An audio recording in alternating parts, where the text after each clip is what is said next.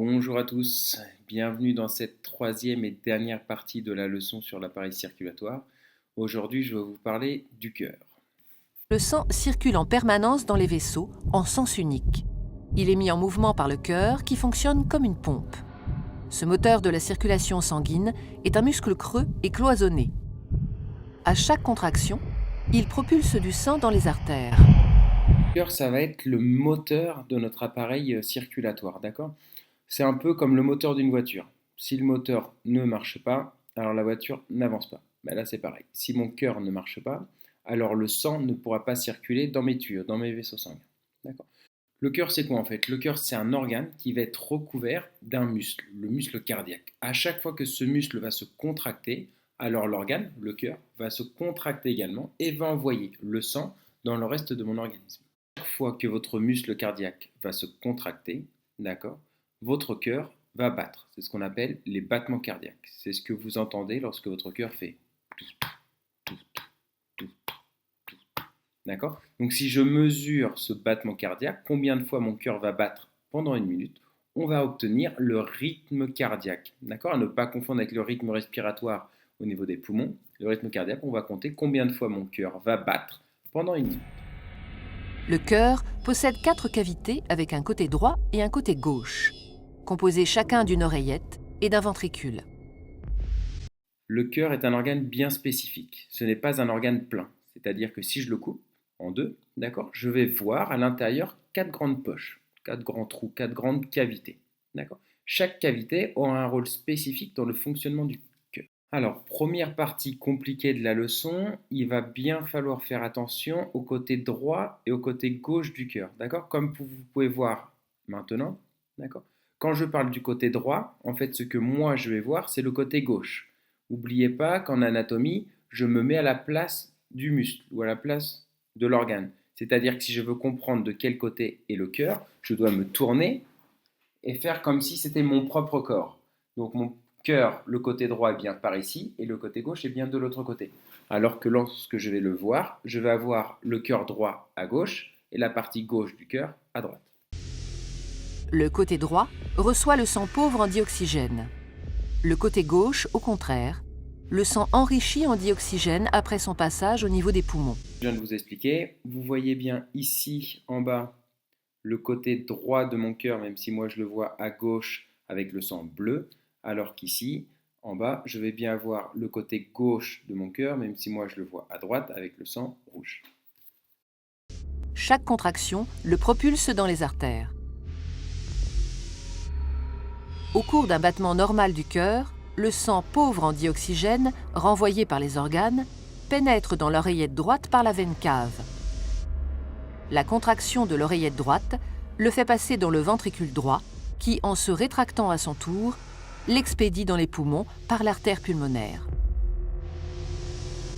Allez, c'est parti, c'était trop facile jusque-là, on va commencer à compliquer la leçon. On va commencer à parler des parties de mon cœur, d'accord? Je vous l'ai dit, mon cœur est un organe creux avec quatre trous, quatre parties, quatre poches, quatre cavités, d'accord?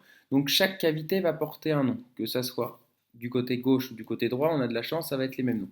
Mon cœur, pour tout simplifier, on peut le comparer à la tête de Mickey, d'accord? Donc si je dessine mon cœur comme une tête de Mickey, ben, tout en haut, je vais avoir deux oreilles, d'accord? Les oreilles de Mickey.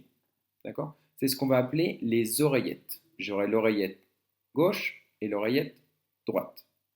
Et en dessous, les deux grosses poches qu'il y a sous mon cœur, on va appeler ça les ventricules. D'accord? Donc les quatre parties de mon cœur, facile, deux oreillettes, deux ventricules. Le sang va passer dans mon oreillette, puis l'oreillette va envoyer le sang à mon ventricule, et mon ventricule va envoyer le sang dans mes poumons, dans mes oreilles.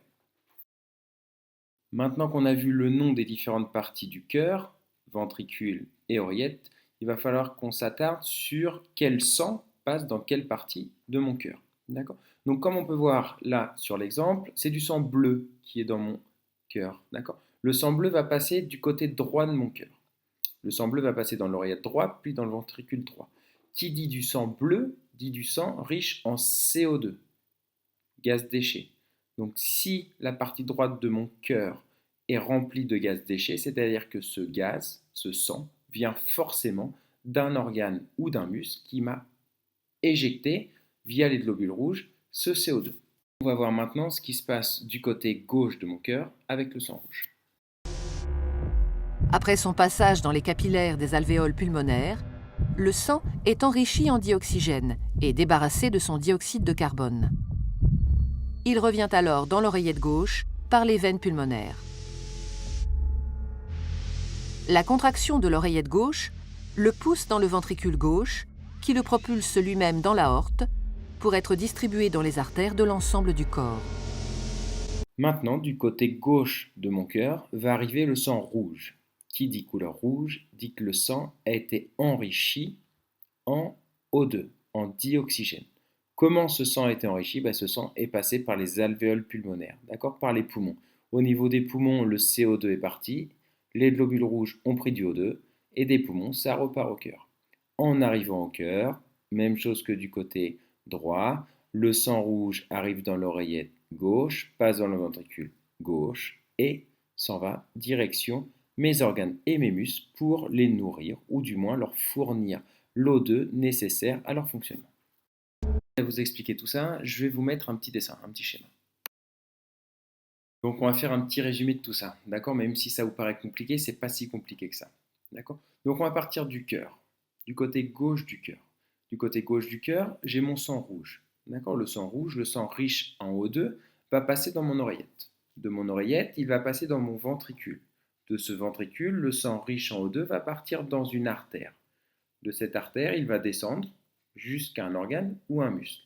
En arrivant dans ce muscle ou dans cet organe, au niveau des capillaires sanguins, l'O2, le dioxygène, va être livré aux muscles, les muscles vont le manger et ils vont libérer du CO2, le gaz déchet. Le gaz déchet va venir dans mes globules rouges, il va repartir direction mon cœur. Il va arriver du côté droit de mon cœur, d'accord, le sang bleu, oreillette droite, ventricule droit, et ce sang va partir aux poumons.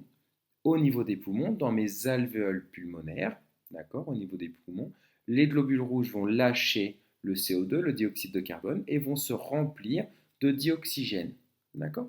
Et ce dioxygène va repartir direction mon cœur, direction l'oreillette gauche, d'accord. Et ça tourne.